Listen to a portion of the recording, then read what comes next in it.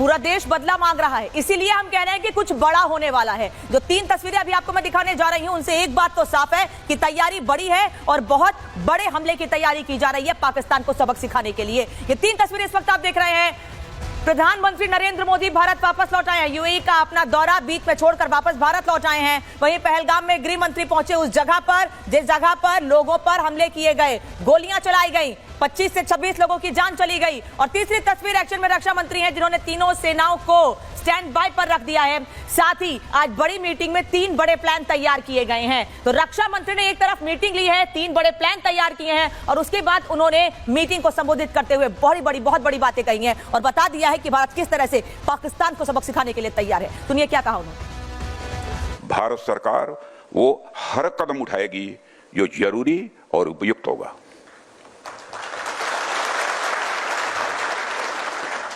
और हम सिर्फ उन लोगों तक नहीं पहुंचेंगे जिन्होंने इस घटना को अंजाम दिया है, हम उन तक भी पहुंचेंगे जिन्होंने पर्दे के पीछे बैठकर हिंदुस्तान की सरजमी पर ऐसी नापाक हरकतों की साजिशें रची हैं। भारत एक इतनी पुरानी सभ्यता और इतना बड़ा देश है जिसको ऐसे किसी भी आतंकी गतिविधियों से किसी भी सूरत में डराया नहीं जा सकता। ऐसी हरकतों का जिम्मेदार और इसके जिम्मेदार लोगों को आने वाले कुछ ही समय में जोरदार तरीके से नजर आएगा। मैं देशवासियों को आश्वस्त करना चाहता हूं। और हम ये बात ऐसे ही नहीं कह रहे हैं कि भारत बड़ा सबक सिखाने के लिए तैयारी कर रहा है। इसके पहले भी जब भी पाकिस्तान ने भारत की तरफ नजर उठाई है, तब तक भारत ने पाकिस्तान को यह बता दिया है कि हमारी तरफ देखने का नतीजा क्या होता है। जब जब पाकिस्तान ने दहलाया है, तब तक भारत ने सबक सिखाया है। कैसे सबक सिखाया है, कि हमने पहले भी आपको बताया है। आज एक बार फिर से बता देती हूं कि जब जब पाकिस्तान की नजर उठी है, तब तक भारत ने कैसे बताया है। तारीख 18 सितंबर 2016 उरी अटैक हुआ था, याद होगा आपको। साल 2016 में सैनिकों पर हमला हुआ था, नुकसान हुआ था, 19 जवान शहीद हुए थे हमारे। और उसका बदला क्या था, उसका जवाब क्या था? सर्जिकल स्ट्राइक, घर में घुसकर पाकिस्तान को जवाब दिया था। इसके बाद दूसरा बड़ा हमला 14 फरवरी 2019 को हुआ था और हमला पुलवामा अटैक हुआ था, जिसमें सैनिकों से भरी गाड़ी पर हमला किया गया था और उसमें 40 जवान शहीद हुए थे। लेकिन उसके कुछ दिनों के भीतर ही बड़ा जवाब दिया गया, बालाकोट एयर स्ट्राइक हुई थी। और अब जिस तरह से 22 अप्रैल 2025 को, यानी कल, पहलगाम में आतंकियों ने हमारे पर्यटकों को नुकसान पहुंचाया है। पहलगाम अटैक हुआ है और उसमें 28 नागरिकों की हत्या की गई है। कई लोग अभी भी अस्पताल में भर्ती हैं, जिनका इलाज जारी है।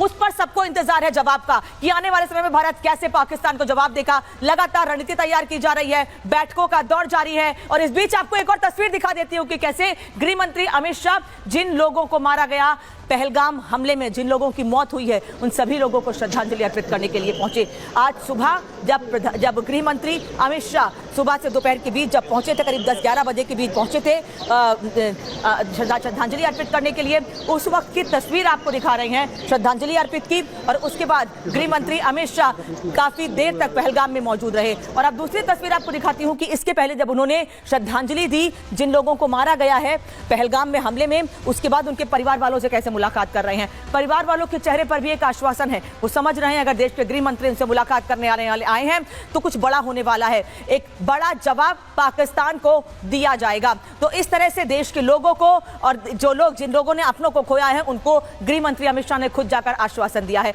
अब आपको ये बता देते हैं कि सरकार कैसे एक्शन में है और प्रहार कितना बड़ा सरकार की ओर से किया जाना है। दुबई से लौटकर पीएम ने बड़ी बैठक की है। एयरपोर्ट पर ही ये बड़ी बैठक की गई थी। प्रधानमंत्री नरेंद्र मोदी ने बड़ी बैठक दुबई से लौटते ही की। गृह मंत्री अमित शाह खुद ग्राउंड जीरो पर मौजूद रहे। जैसे ही हमले की जानकारी प्रधानमंत्री को मिली, फोन पर बातचीत की गृह मंत्री से, उन्हें कश्मीर जाने के बाद कही, वो तुरंत श्रीनगर पहुंचे, वहां मीटिंग की और आज पहलगाम पहुंचे गृह मंत्री अमित शाह। रक्षा मंत्री राजनाथ सिंह ने हाई लेवल मीटिंग की है, जिसको लगातार आपको बता रही हूं कि इस हाई लेवल मीटिंग में 3 प्लान तैयार किए गए हैं और आज शाम को सीसीएस की बैठक भी होने वाली है। 6 बजे ये बैठक होनी है।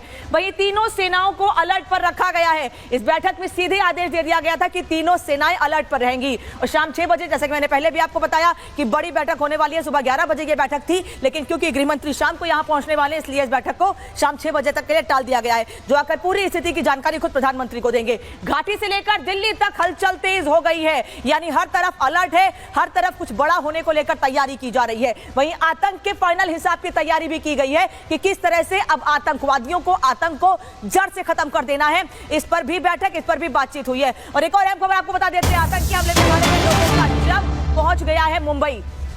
आतंकी हमले में पहलगाम में मारे गए लोगों का शव मुंबई पहुंच गया है। अभी कुछ देर पहले लेफ्टिनेंट विनय नरवाल का शव दिल्ली पहुंचा था, जहां उनको श्रद्धांजलि अर्पित की गई। उनके परिवार के लोग वहां पर मौजूद थे। और अब ये तस्वीर आपको दिखा रहे हैं कि पहलगाम हमले में मारे गए लोगों के शव मुंबई पहुंच चुके हैं और इसके बाद उनके शहरों को, उनके घरों, उनके परिवार वालों को उनके शवों को सौंप दिया जाएगा, जिससे पूरी विधि विधान से उनका अंतिम संस्कार किया जा सके। लेकिन परिवार वाले बार बार सिर्फ एक ही मांग कर रहे हैं कि किस तरह से भारत बदला लेगा, किस तरह से जो मीटिंग हो रही है उनके बाद बड़े कदम उठाए जा रहे हैं, क्या कुछ चर्चा की जा रही है, हर कोई ये जानना चाहता है। लेकिन क्योंकि आने वाले समय में यह साफ हो जाएगा कि कैसे भारत ने रणनीति बनाई है पाकिस्तान को सबक सिखाने की, क्योंकि लगातार बैठकों का दौर जारी है। कल शाम से ही लगातार मीटिंग हो रही है। शाम 3:30 बजे, कल दोपहर 3:30 बजे खबर आई थी कि बड़ा हमला हुआ है पहलगाम में पर्यटकों पर और उसके बाद से ही लगातार बैठकों का दौर जारी है। एरावत इस वक्त हमारे साथ जुड़े हुए हैं। एरावत, तस्वीर हम देख रहे हैं, पहलगाम हमले में जिन लोगों की जान गई है उनके शव मुंबई पहुंच चुके हैं, क्या अपडेट? और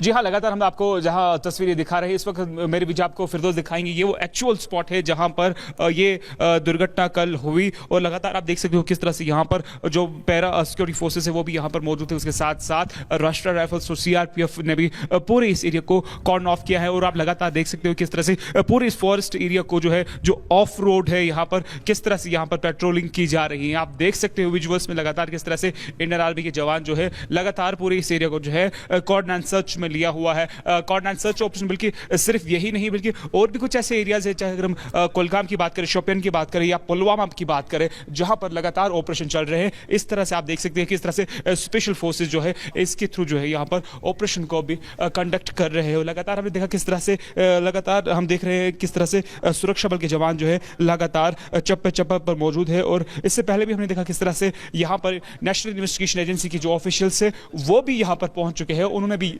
सैंपल्स और बाकी एविडेंस जो है वो यहाँ से कलेक्ट किए हुए हैं। और लगातार ये जो सामने आपको पहाड़ी नजर आ रही है, सूत्रों के हवाले से ये बताया जा रहा है कि अटैक करने के बाद आतंकी जो है यही इसी जंगलों के बीच में बाग निकल है और उसके लगातार और अब बड़ी संख्या में सुरक्षा बल इस जगह पर तैनात हैं। पहलगाम क्या पूरे कश्मीर में फिलहाल कहीं कोई पर्यटक नहीं दिख रहा और एक दो लोग अगर जाना चाह भी रहे हैं तो उनको रोका जा रहा जगह जगह पर।